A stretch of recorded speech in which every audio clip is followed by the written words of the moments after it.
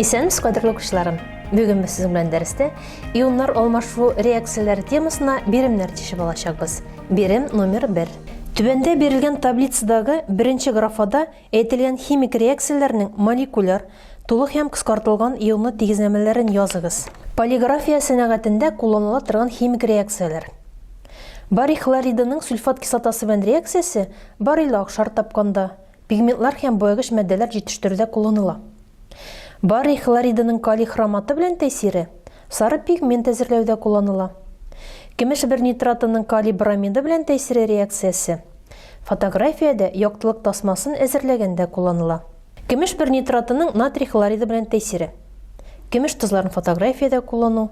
Кагаз битенә аргентум нитраты сеңдерү һәм аны натрий хлориды эремәсенә чумдыру. Кагазда әлеге алмашу реакцияләре бара.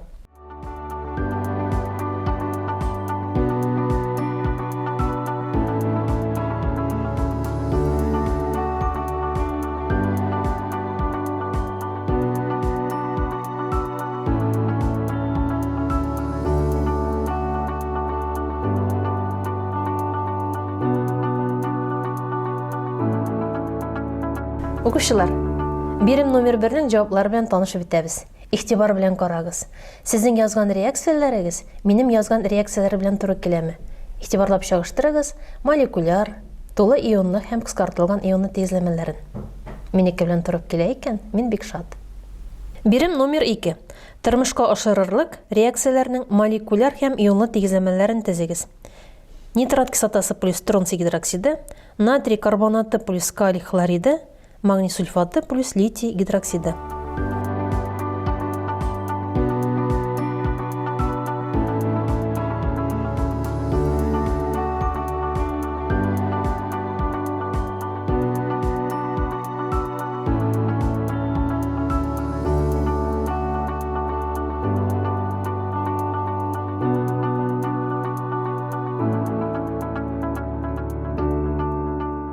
Бирем номер 2-нең җаваплары белән танышып беттек. Беренчесе. Нитрат кислотасы стронций гидроксиды белән реакция кереп, стронций нитраты һәм су барлыкка килә. Ионнарга таркаткан вакытта игътибарлы булыгыз бит. Безнең кыскарышалар нитрат ионнар һәм стронций ионнар кыскарыша. 2H+ плюс 2H- килеп чыга 2H2O. Бөтенесенең алдында икеле коэффициенты калганга күрә, кыскартып бетерәбез. Шуңа күрә OH- плюс H+ килеп чыга H2O. Натрий карбонаты калий хлориды белән реакциягә керми, чөнки анда бернинди билгедә күзәтелми. Өченчесе. Магний сульфаты литий гидроксиды белән реакция кергәндә, литий сульфаты һәм магний гидроксиды барлыкка килә. Ионлы тигезләмәләрне язабыз һәм кыскартылган ионлы тигезләмәсе магний 2+ плюс 2OH- килеп чыга магний OH икеләтелгән. Бирем номер 3. Аш казаны секчасында кислота артыграк булганда аз гына чәй содасы натрий гидрокарбонаты өчен файдалы. Моның асылын кыскартылган ионлы тигезләмә ярдәмендә күрсәтегез.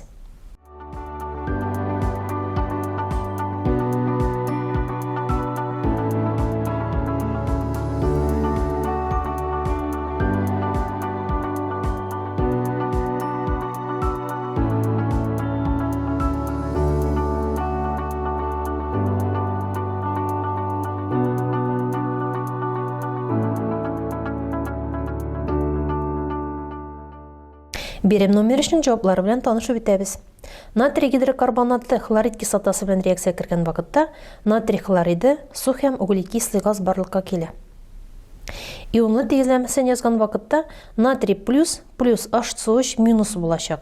Чөнки гидрокарбонат ионы көчсез ион бергә кала.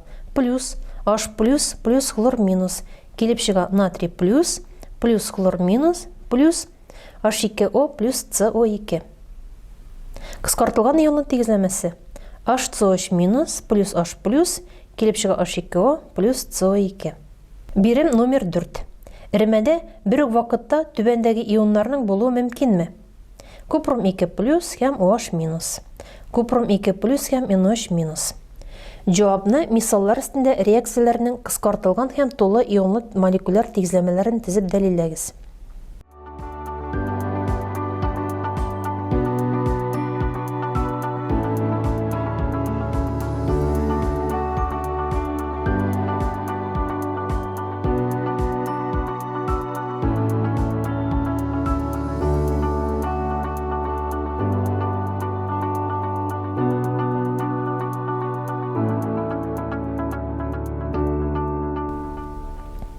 Укучылар, әйдәгез бирем номер 4-нең җаваплары белән танышып үтәбез.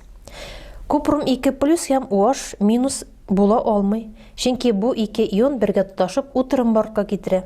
Мәсәлән, мискә мисалга алдым. Купрум SO4 плюс 2 калий OH килеп чыга калий 2 SO4 плюс купрум OH шикелләтелгән. Нәтиҗәдә купрум OH шикелләтелгән зәңгәр төстәге утырым барлыкка килә. Ә менә купрум 2 плюс һәм NOH минус була ала, чөнки бу ионнар бергә тоташмыйлар. Кадерле укучылар, без сезнең белән ионнар алмашу реакциясенә практик биремнәр тишеп алдык. Бүгенге алган белемнәрегез сезгә киләчәктә булышыр дип ышанып калам. Игътибарыгыз өчен зур рәхмәт. Киләсе очрашуларга кадәр сау булыгыз.